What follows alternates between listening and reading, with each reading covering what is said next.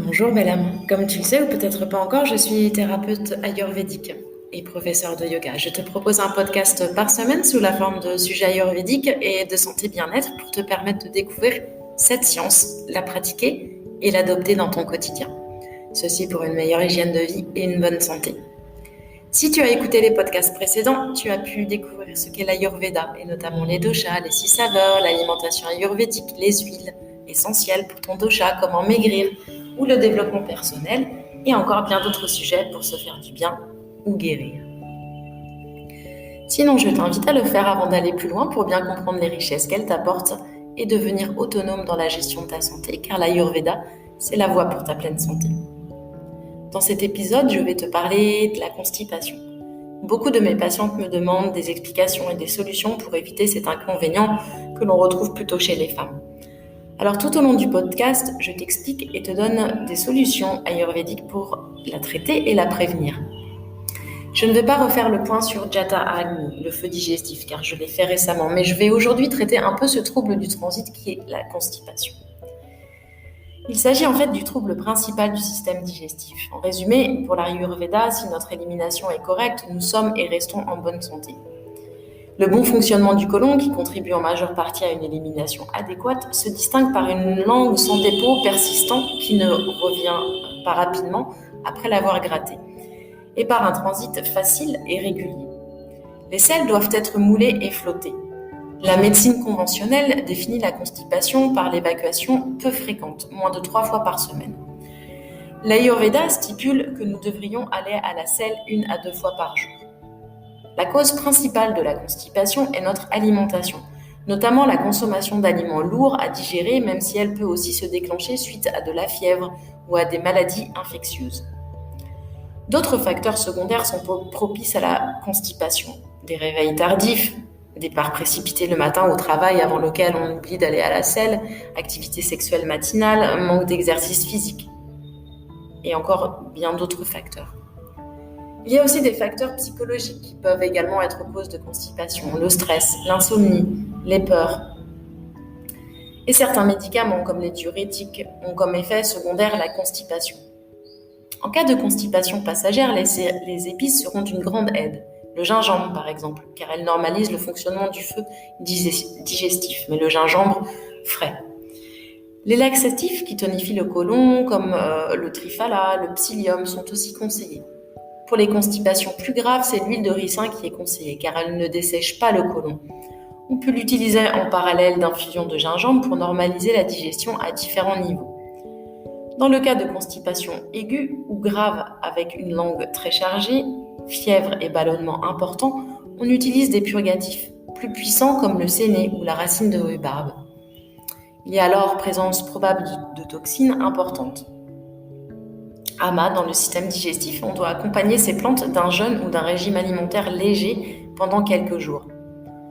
Attention en cas de douleur dans la partie en bas à droite de l'abdomen. Il peut y avoir appendicite et ces purgatifs puissants sont dangereux dans ce cas. En cas de constipation chronique, en particulier chez les personnes âgées, on veillera à ce que l'alimentation contienne suffisamment de fibres et de bonnes graisses, notamment comme le ghee ou des huiles adaptées à notre constitution. Si le feu digestif est puissant, les fruits et les légumes crus peuvent être utiles. Les jus de raisin et de prune sont recommandés, ceux de pommes et cranberries sont à éviter. La consommation d'huile de sésame est très bonne pour traiter ce type de constipation.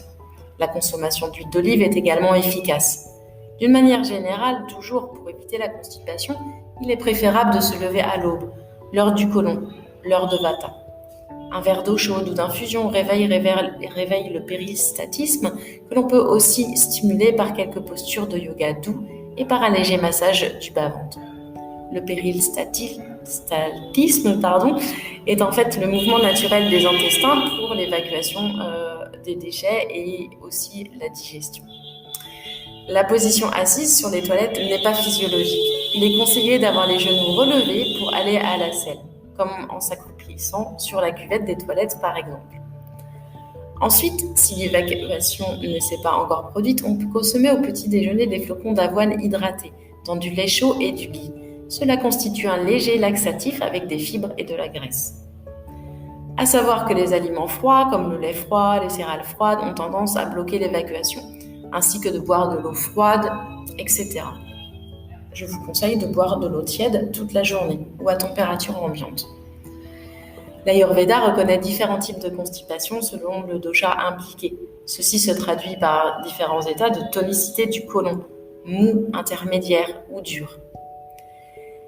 Les personnes qui ont un côlon mou ont tendance à avoir des selles molles. En cas de constipation, le psyllium ou le lait chaud sont généralement suffisants. Cette condition est due à un pitta élevé qui assèche les selles de par sa chaleur. Elle devient rarement chronique. Un côlon de type intermédiaire est caractéristique de kapha. Les laxatifs plus puissants sont alors nécessaires. On peut par exemple avoir besoin d'associer du triphala et du trikatu, notamment s'il y a présence d'ama. Cette condition est due à un kapha élevé qui produit une congestion du mucus qui obstrue le côlon. Un côlon dur caractérise vata. La constipation est ou devient dans ce cas souvent chronique et elle est difficile à corriger. Les laxatifs les plus puissants comme l'huile de ricin sont nécessaires au début du traitement et sur une courte période, suivis de laxatifs plus doux et tonifiants comme le triphala sur le long terme. Un régime strictement anti-vata des plus légers au début doit également être suivi. La constipation chronique doit être soignée. Elle peut mener à divers maux, des plus bénins aux plus graves. Il est nécessaire de corriger cet état. Si les mesures prises ne sont pas suffisantes, il faut alors consulter. Sois à l'écoute, fais-toi du bien, en pratiquant des choses simples mais efficaces pour ta santé et ton bien-être. Ces conseils sont très utiles et tu peux les utiliser dès maintenant sans effet secondaire. Je suis là pour aider les gens à se reconnecter à leur essence, à la force la plus grande qui existe, l'amour et l'amour de soi. J'aide les gens à prendre en main leur santé grâce à l'Ayurveda, grâce à la culture spirituelle et la science de l'Inde, qui nous aident à reconnecter à notre vrai soi, au qui je suis. J'aide aussi les gens à utiliser leur boussole intérieure pour s'aider soi-même et aider les autres à travers le yoga, l'Ayurveda et les retraites en Inde. Si ce podcast t'inspire, que tu souhaites t'éveiller personnellement, comprendre ce que tu vis, ce que tu es et reconnaître ta valeur, joins-toi à mon groupe Facebook Inde, les clés du bonheur. Je te parle d'Ayurveda, de yoga, de rituels, de recettes ayurvédiques, de mes retraites spirituelles de yoga et d'Ayurveda en Inde et d'autres astuces si utiles à notre bien-être. Si tu as envie de voyager en Inde, d'où nous viennent ces richesses, joins-toi à ma page Facebook Inde, le voyage authentique ou sur Instagram. Si tu as aimé, merci de le dire en partageant sur ton réseau social préféré, Facebook, LinkedIn. Tu peux aussi recommander le groupe Facebook Inde, les clés du bonheur afin de faire bénéficier tes amis de ces précieuses connaissances. Je vous en remercie par avance. Tu peux aussi laisser un commentaire, une question, j'y répondrai. Merci pour ton écoute, belle âme, et prends soin de toi.